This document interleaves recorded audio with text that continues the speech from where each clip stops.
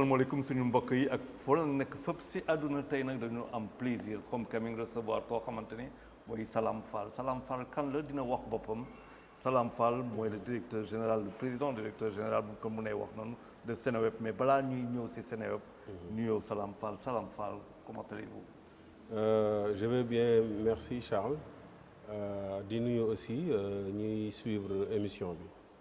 jërëjëf Salam Fall dañuy ñëw ci émission homecoming émission ba nga xamante ne bon mooy ñoo xamante ne dañu jógee États-Unis pas États-Unis forcément bitim réew ba pare ñëw dëkk ci seen dëkk yow y a quelques années de ça chemin da nga demoon defe naa États-Unis nga demoon est-ce que mën nga ñëw rek nous expliquer pourquoi nga demoon États-Unis lan moo la taxoon a jóg dem États-Unis mais balaa loolu xëy na nga présenter sa bopp. Merci encore Charles jërëjëf. Bon, d'abord pour présenter son bopp, je me rappelle qu'à chaque fois ñu may laaj ma présenter son bopp c'est très difficile mais bon man li may wax mooy bon voilà man jeune sénégalais là Abdou Salam Fall né à Rufisque et puis bon voilà l'âge c'est 44 ans. Marié, 6 enfants, informaticien de formation, aussi entrepreneur, PDG de Seneweb, donc voilà. Alors, il y a quelques années de ça, nga jóg dem comme ñu bëri jógee Rufisque jógee Sénégal dem États-Unis lu tax pourquoi? Très bonne question. li yokk tax ma émigré.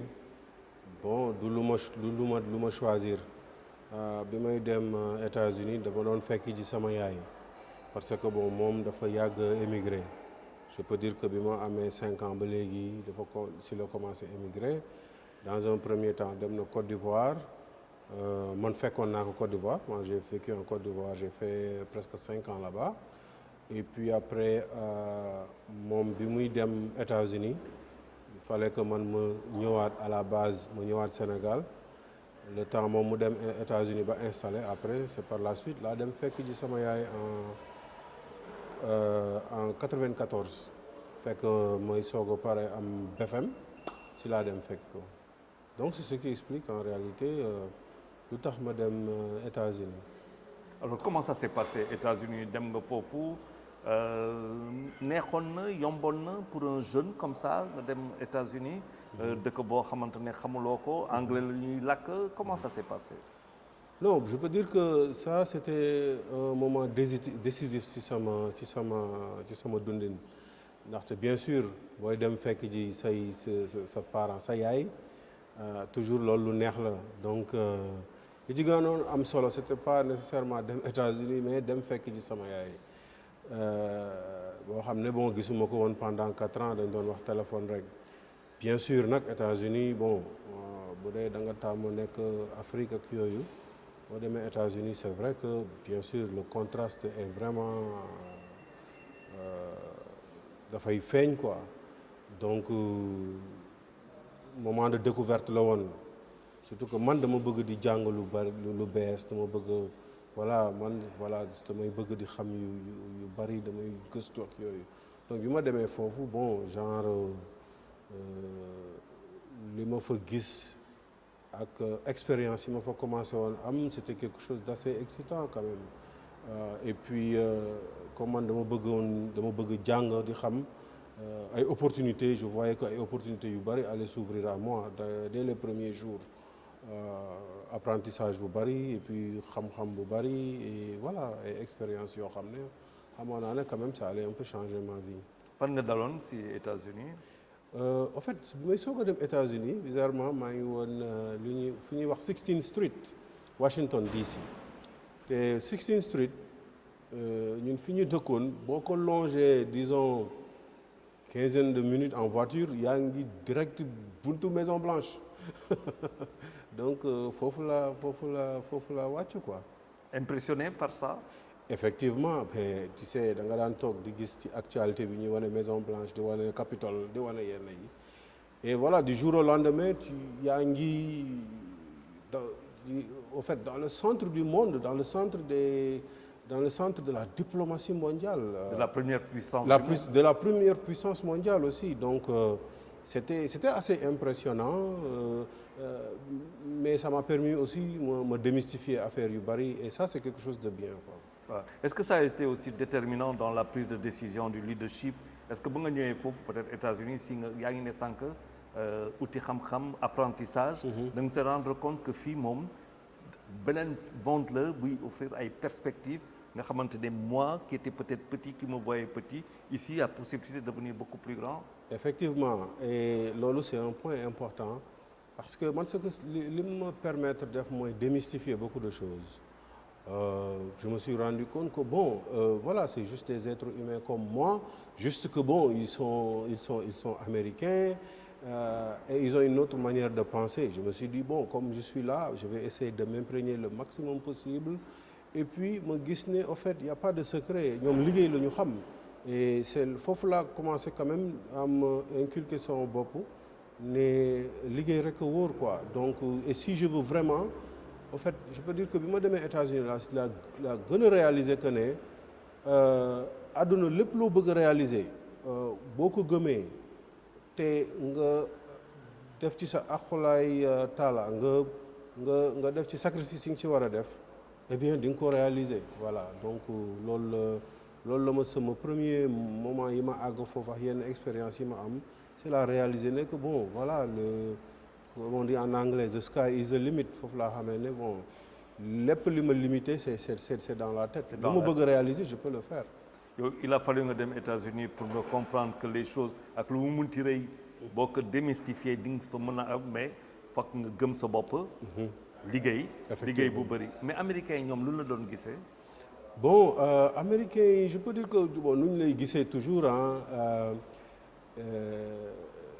bon kenn ku jógee Afrique la xam nga américains yi lu ci bari nag majeure partie ñi fa nekk américains yi du ñu am toute ouverture ñoom pour ñoom le monde se limite ci biir Amérique. Mais lenn lu ma gën a frappé ci américains yi mooy seen ouverture d'esprit quand même. Quand je dis ouverture d'esprit maanaam yow boo jógee bitim réew ñoom dañuy bëgg nga bokk ci ñoom quoi. Voilà, ñoom c'est à bras ouverts, dañuy bëgg automatiquement nga adopter seeni pratique, nga bëgg ñoom yi ñu bëgg. Booy wax anglais, même anglais bi bu leerul sax ñoom loolu daf leen neex quoi, ne da nga am accent ñoom en fait day bizarre quoi. Xam nga ñun fii un peu boo xoolee ñun comme français yi ñoo ñu colonisé ak yooyu booy làkk français il faut nga làkk ko bu baax, mais américains yi xoolul ndax sa anglais baax na. En fait ñoom le simple fait que ngay bëgg wax anglais rek lu leen neex la te dañ lay jàppale pour nga gën a parfaire sa anglais. maanaam si intégration bi dañ la koy yombalal. Effectivement yëg la que la différence nangu nañ ko. Effectivement loolu moo fi jafe quoi. mais waay non américains yi en toute sincérité dañuy bëgg daal nga bokk ci ñoom wax fa dëgg yàlla. Alors sama expérience la. Salam sànq yaa ngi ñu wax 44 ans. Alors en 1999 Virginia. nga créé. Seneweb ça fait 22 ans. 22 ans 44 ans tu avais 22 ans bu ngay créé Seneweb. C'est vrai. Alors Salam raconte-nous ça. Voilà donc la création de Seneweb c'est dafa ñëw fekk ne 4 ans auparavant maa ngi démarré sama cursus universitaire, maa ngi doon def Bachelor of Science in Computer and Information Systems. Donc ci biir 4 ans yooyu ci laa découvrir lu ñuy wax internet.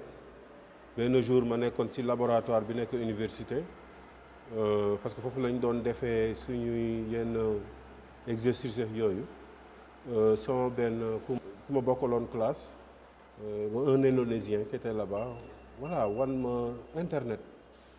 Donc man ma dugg ci mu wan ma outil bu ñuy wax navigateur, le browser. Ma dugg ci bi ma duggee ma gis d'abord dama gis ay bind ay texte, mais si biir texte yi ma gis yenn mots yoo xam ne dafay nekk en bleu te boo ci tegee souris bi mu nekk benn, ça veut dire daf lay wan ne lii mën nga ci cliquer, boo ci cliquer nga dugg ci beneen. waaw ma ne mais nga dem ci foofu am ay textes yu ñuul mais yu am yu bleu boo ci cliquer mu indi la mais loolu xaw ma ñeneen ñi bi ñuy soog a découvrir internet mais man loolu c'était extraordinaire parce que temps boobu j'avais soif d'information. C'était 4 ans avant Seneweb. Je dirais c'était 2 ans ou 3 ans avant Seneweb. À 19 ans, 20 ans, 19 ans. Voilà, 19 ans, 20 ans. Donc, mais loolu man c'était extraordinaire parce que d'habitude boo bëggee xam dara temps yooyu da ngay dem librairie nga dem ci kiy gérer librairie bi nga ne ko livre bi laa soxla lii lay def mu dem xool fi mu nekk mu indil la ko li ngay lire boo ci gisee ne am na loo comprendre da ngay dellu ci moom ne que livre bi lii laa soxla xam nga loolu c'était assez rudimentaire mais léegi da ngay toog sa écran nga gis ne doo bouger mais je me rappelle les premiers jours bi may découvrir internet mais ça je passais mais je passais en fait ay 8 heures de temps doo décoller du ma sax lekk quoi parce que tu découvres quoi tu vois donc en fait loolu tax na ba nga xam ne après man depuis boobu voilà man dama daan connecté ci internet bi tout le temps di gëstu di kii mais bon il faut se dire que vers 99 fekkoon na internet bi li ñuy wax en anglais ñu ngi doon dem mainstream daanaka jóge na ci cercle universitaire mais nit ñi ñu ngi koy commencer utiliser lu bari parce que nit ñi ñu ngi doon mën a jënd ay ordinateur di ko am seen kër am connexion internet bien que c'était lent connexion bi mais nit ñi ñu ngi koy commencer utiliser te boobaa tombé na ak ay outils commencé am yoo xam ne da doon def agrégation c'est-à-dire que site yu bari yi am ci internet bi au lieu que te nga xam ko di fa dem eh bien fii nii lépp nga fay fekk donc y a eu Yahoo temps boobu Yahoo bi existe ba léegi mais Yahoo moteur de recherche la woon donc après bon Google est venu bien après ouais Google est venu je pense vers 98 voilà. Mais bon boobu mi ngi soog a judd donc après ay 2000 2001 la nit ñi la commencé kii mais après le commencé siiw mais y avait Yahoo y avait bu ñuy woowee Excite ak Lycos Alta Vista y en avait beaucoup y avait d'autres outils comme Gopher ak yooyu donc mais ma gis ne Sénégal amul foo xam ne par exemple mën nañu fa dem xam lépp lu méngoo ak Sénégal sur internet xam nga daan amoon na quelques sites.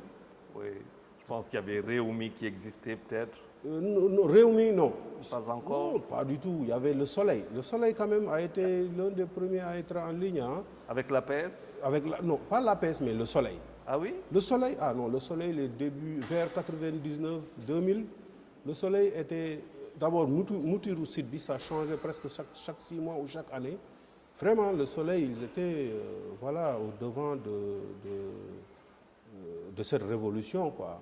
Il y avait Sud Online a été l'un des premiers médias presse yoo xam ne ñu ngi woon en ligne Sud Online. Bon, il y avait Meti Sakana en toute réalité c'était en ville à Dakar au plateau. Ouais, Meti Sakana ils avaient un site la dame Oumoussi. Oui, je non, en tout cas, eux, ils sont des pionniers aussi. On payait l'heure, je ne sais plus. Voilà. Effectivement. Ouais, je me rappelle. Non, eux, ils avaient un site, mais c'était pas dynamique. Il y avait même un forum de discussion, mais la page principale, ça ne changeait jamais. C'était intact, mais ils avaient un forum de discussion. Donc, mais il n'y avait rien qui prenait tout l'écosystème du web sénégalais et le mettait dans une même place. C'est là que Seneweb est né. Alors, Seneweb né en 1999. Août 1999. Moi, en tout cas, j'ai le grand plaisir de découvrir Seneweb en plein déplacement. $70, un jeune de 22 ans entame le pari d'un Seneweb extraordinaire qui aujourd'hui fête ses 22 ans. Mais avant que nous ayons au Sénégal, alors, l'idée Seneweb né, comment ça a été? Comment Seneweb est né? Est-ce que voilà ak ñan comment tu as fait? D'abord je me rappelle que pourquoi Seneweb d'ailleurs? Pourquoi Seneweb? Bi may pare école en juillet 99 dama doon liggéey ak le gouvernement américain ci benn installation du plus grand réseau email du gouvernement fédéral. Donc bi ma ciy liggéey en fait je voyageais presque chaque semaine, j'étais dans un état différent. Et puis c'était speed quoi. Lundi tu pars en voyage, jeudi tu reviens, vendredi on te paye, on te donne la fiche de déplacement pour la semaine prochaine. Ça m'a permis de découvrir les États-Unis et aussi un peu le monde des affaires parce que je voyageais beaucoup avec les businessmen et tout. Et puis bon, en même temps, à chaque fois que j'étais quelque part, je me connectais sur Internet, il y avait, je ne voyais rien du Sénégal. Donc, ci moment yooyu si laa toog ma bind, j'ai même le bloc-notes que j'avais, ma bind un peu, oui, qu'il me faut vraiment créer quelque chose pour les Sénégalais.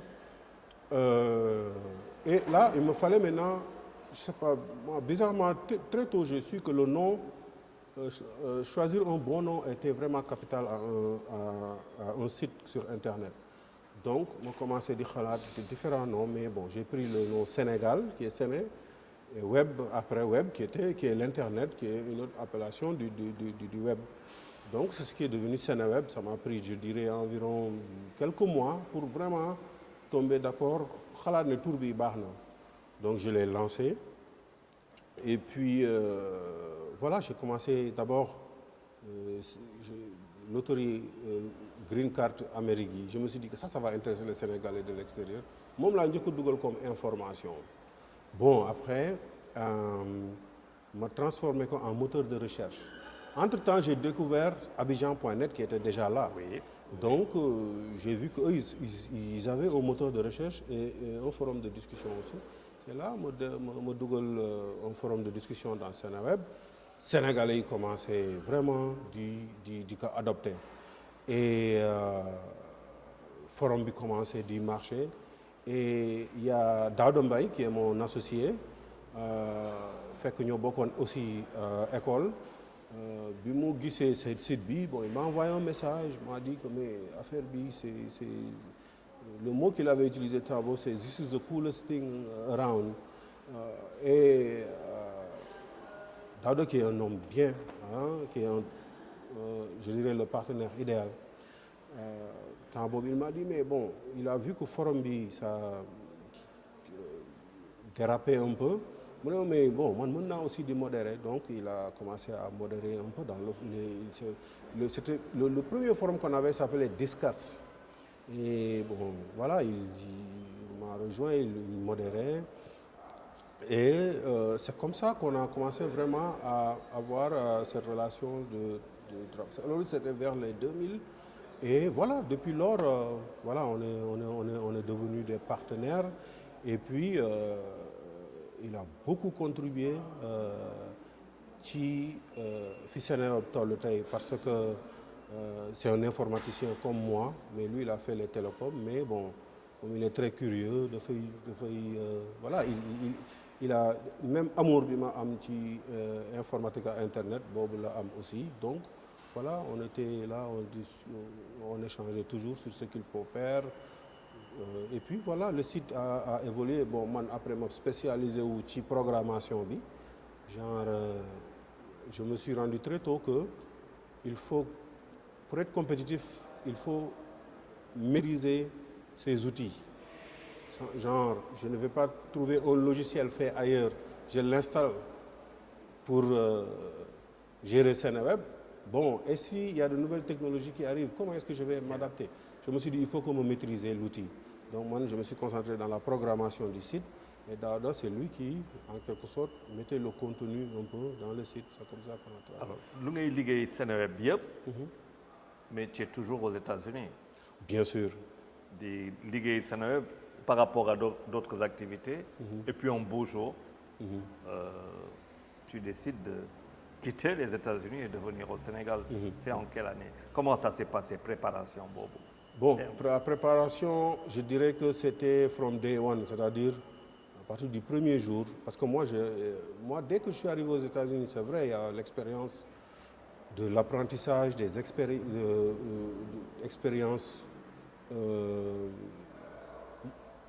UBS. mais dès les premiers jours, ou bien peut-être je dirais premiers mois, je savais que moi, je n'allais pas rester dans ce pays pour de bon. Donc, c'était en quelque sorte préparer le retour dès le premier moment. Donc, quand j'ai lancé le site, il faut savoir que les premiers visiteurs, c'était les Sénégalais de l'extérieur. Donc, mais je savais qu'à un moment donné, Internet dina àgg ci benn niveau bi dina am benn popularité bi au Sénégal. Je me suis dit que bon, si je commence maintenant, dans 5 ans, 10 ans, Internet dina toll foo xam ne Sénégalais yi dañuy connecté sur Internet di consommer les news, l'actualité.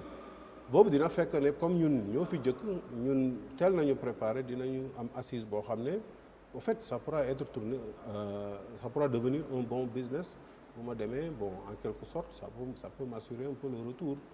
Donc c'est comme ça que donc le retour ça a été préparé moi dès que j'ai eu la nationalité parce que bon après il y a eu 20 ans là def États-Unis de 94 à 2014. Finalement, quand j'ai eu la nationalité, je me suis dit, bon, voilà, je vais retourner, tenter l'expérience. Ok. Et c'est combien d'années après que tu retournes au Sénégal? Bon, 20 ans après, je retourne au Sénégal. Bon, mais ça, c'est, je sais pas, peut-être c'est 15 ans ou 16 ans après la création de Seneweb. Mais il faut savoir qu'on avait ouvert les bureaux de Seneweb à Dakar bien avant le retour, depuis 2004. Il y avait le frère de Daouda Mbaye qui est Ousmane Blé Mbaye dem si yàlla dañ koy ñaanal yàlla xare ko àjjana parce que l'année passée le décédé voilà donc qui était un gars très bien wax fa dëgg yàlla qui a en fait ouvert les premiers bureaux de Seneweb en 2004. Bon, moi je ne suis rentré qu'en 2014. Il y avait une équipe ici qui gérait un peu l'aspect commercial. Donc voilà, c'est ça les débuts de Seneweb à Dakar. Mais bon, vous savez, l'Internet c'est le virtuel. Nit ñi soxlawuñu woon xam fu ngeen nekk fu leen nekkul l'essentiel que pour ma soxloo li ma bëgg bu ma ñëwee Seneweb dinaa ko mën a am. Donc c'est ça, 2014 laa ñëw. Bien sûr bi ma ñëwee quand même je me suis dit bon il faut que ñu yóbbu affaire bi beneen niveau. C'est là qu'on a vraiment commencé à faire beaucoup de changements. On a mis en place une rédaction parce qu'on n'avait pas de rédaction propre à Seneweb. On a mis une rédaction mais on a continué à vraiment faire ce qui faisait marcher Seneweb, c'est les reprises. Donc c'est ça. Ça a été facile parce que quand même quitter les États-Unis, travailler pour le gouvernement, faire des choses comme ça, c'est des salaires qui peuvent être très intéressants.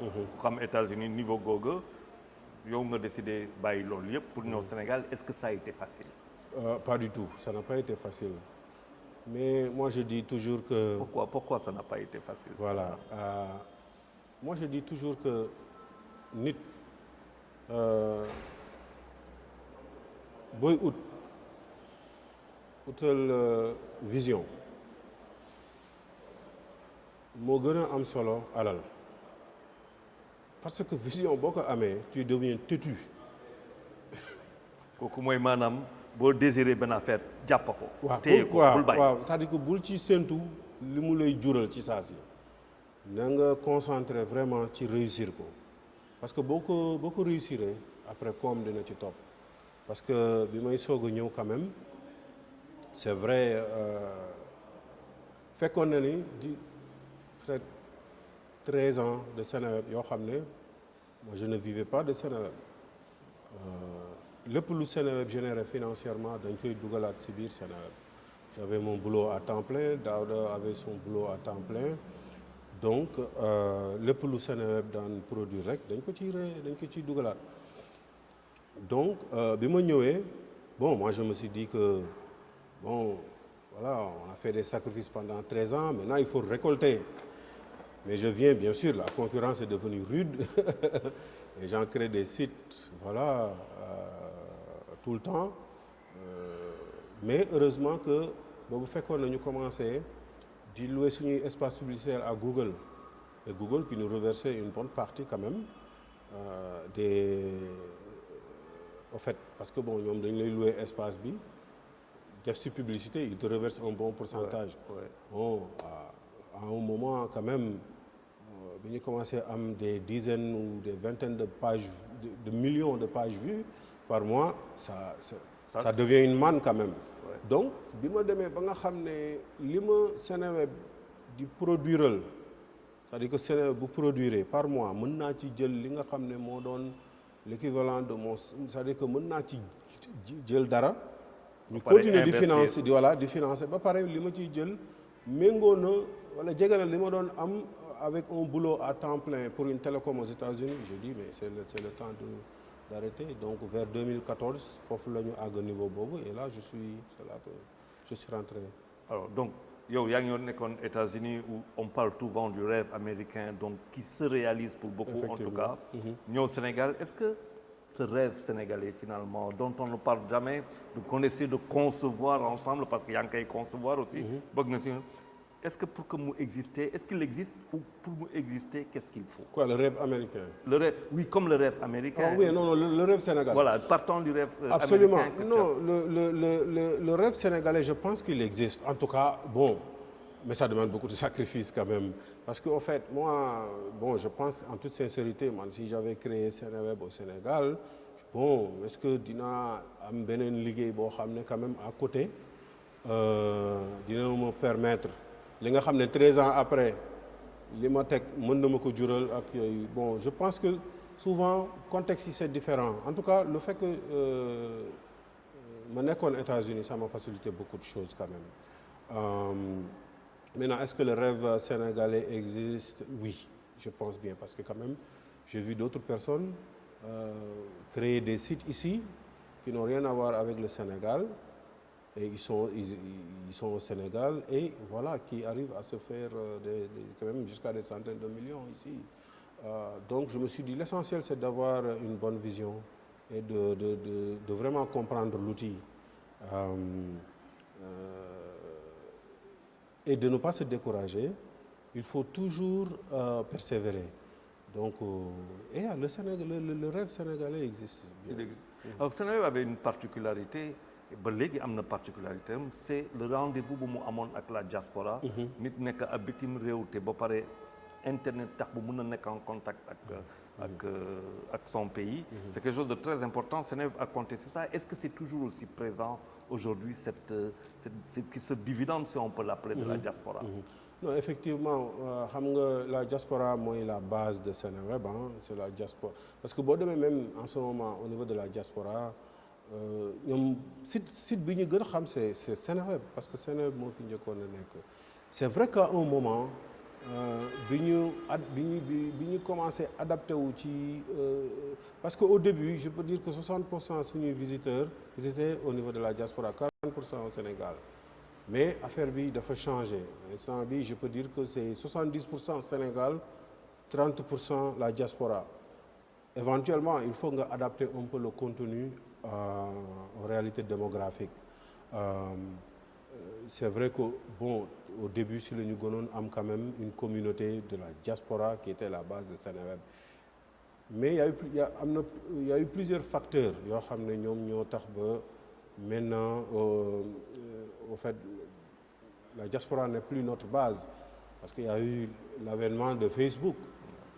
Si tu avais entre-temps. Ouais, voilà, entre-temps parce que avant il y avait des forums de discussion dans tous les sites. Ouais. Mais les forums de discussion ont presque disparu parce que voilà, si Facebook. Est-ce que ça vous a gêné ça? Est-ce que ça vous gêne? Et puis ce qu'on voit, c'est que Facebook est en train de faire pour aller vers d'ailleurs plus de virtuel avec Metaverse. Est-ce qu'aujourd'hui ça gêne un peu Seneweb, cette multiplication de médias sociaux très puissants comme Facebook? Ça vous gêne? Non, en fait, bon, non, ça ne nous gêne pas. Parce que il faut vraiment comprendre l'écosystème du web et aussi les habitudes et attitudes des internautes. Et aussi il faut savoir aussi que c'est un milieu ou bien un écosystème très compétitif. Et il faut vraiment s'adapter. Bon, Facebook est venu, il faut reconnaître la force et la domination de Facebook. Maintenant, comment s'adapter à cela au lieu de le combattre? Il faut vraiment, voilà, il faut l'adopter. Il faut l'intégrer dans ce qu'on fait. Savoir que, bon, certaines discussions ne vont pas se tenir dans le forum comme ça se faisait avant. Eh bien, bon, essayer de voir là où on a son fort. Facebook ne produit pas d'informations et de contenu. Bon, là, on s'est concentré totalement dans la production de contenu. Donc, voilà, il faut s'adapter. Moi, je dis, il ne faut pas avoir peur de ce qui vient de nouveau. Il faut juste s'adapter et puis savoir que, bon, à un moment, il y aura forcément des limitations. Et nous, on a vu beaucoup d'exemples, surtout que, bon, moi, c'est quand l'Internet a commencé à devenir mainstream que j'ai commencé à vraiment utiliser l'Internet et non seulement en tant qu'utilisateur, mais moi, j'analyse beaucoup. Il y a eu Yahoo qui était là, qui était le premier moteur de recherche. Oui. Maintenant, on ne parle plus de Yahoo. Il y avait Lycos, AltaVista, seulement et Excite. Ces sites ont disparu même, on peut dire. Même avec les réseaux sociaux. Il y avait MySpace, il y avait Friendster, il y avait High Five. Ils ont disparu. Il faut juste savoir, bon, qu'on est obligé de s'adapter et aussi d'anticiper aussi. Hein. D'anticiper. Donc c'est ça. Salam, alors aujourd'hui, est-ce que le monde des affaires, le monde du business, le monde commercial, je veux dire de la commercialisation digitale, communication digitale, est-ce que l'olu tay au Sénégal s'est vraiment développé? Bon, absolument. Ça, il faut savoir que quand même, bon, les Sénégalais, on peut les traiter de tous les noms, mais quand il s'agit de l'adoption des nouvelles technologies, les Sénégalais, quand même, bon, les Sénégalais aiment le dernier cri, hein. Que ce soit en habillement, en voiture ou tout, les Sénégalais aiment quand même le dernier cri. Donc, tout ce qui est Internet, en fait, tout ce qui est trend, tout ce qui est au diapason quand même, il faut savoir que les Sénégalais l'adoptent beaucoup. Maintenant, au niveau de la digitalisation, vous voyez, il y a combien de sites Internet sénégalais. Au niveau de Facebook, il y a combien de pages C'est un bien C'est un bien? Est-ce que c'est bien? Absolument, c'est un bien, mais bien sûr, bon, avec toute nouvelle technologie, c'est-à-dire c'est un couteau qui est double tranchant.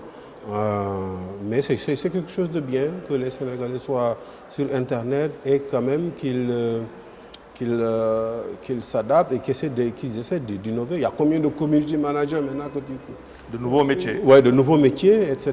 Donc les métiers du numérique sont là. En tout cas, il y a combien de structures qui sont dans le web développement, dans la programmation. Voilà, donc c'est une très bonne chose. Créé en 1999, aujourd'hui Seneweb a 22 ans. C'était l'un des tout premiers sites d'information, en tout cas le premier portail, c'est d'Internet. Aujourd'hui, Seneweb, 22 ans après, est le premier groupe numérique digital. Le premier groupe numérique. C'est quelque chose de fabuleux. Vous fêtez vos 22 ans, alors comment ça va se passer? C'est quoi l'avenir?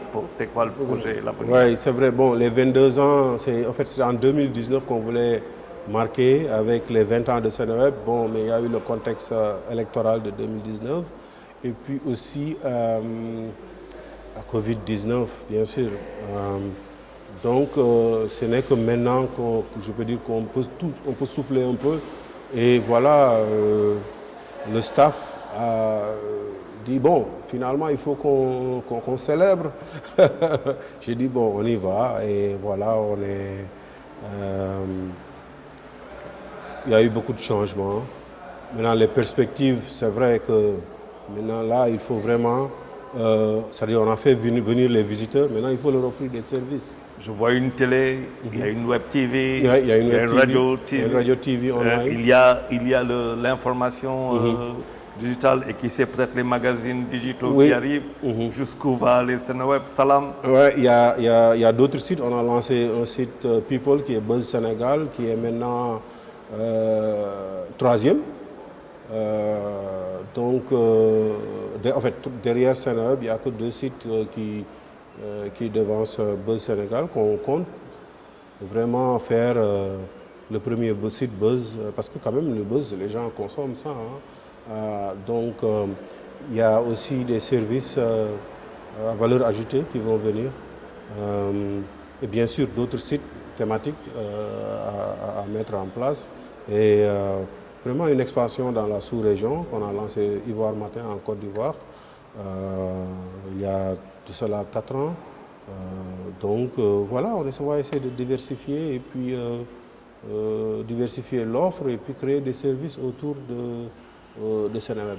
Combien de visiteurs par jour, Seneweb? Bon, ça, on a plus de 800 000 visiteurs au quotidien.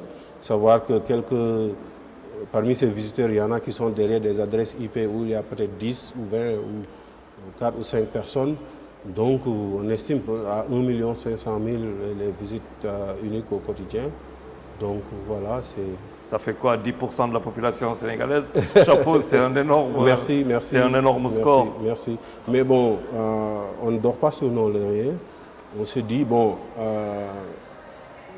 22 ans, c'est l'occasion de redevenir un start-up encore. C'est comme si on venait de démarrer hier et voilà tout ce qu'il y aura à mettre pour être là 22 ans dans l'avenir et de dominer, on le fera, Inch'Allah. On est arrivé quasiment, on est au terme de cette émission de Homecoming. Un message peut-être pour tous ces jeunes qui veulent partir, qui prennent la pirogue, parce que Salam est un jeune qui est parti, mais de Fadel aussi, parce que Homecoming, c'est ça aussi, retour à la maison, un bon retour. Revenir au Sénégal, c'est quelque chose qu'il faut envisager, bien préparer, Salam. Absolument. Bon, Youssou Ndour l'a bien chanté.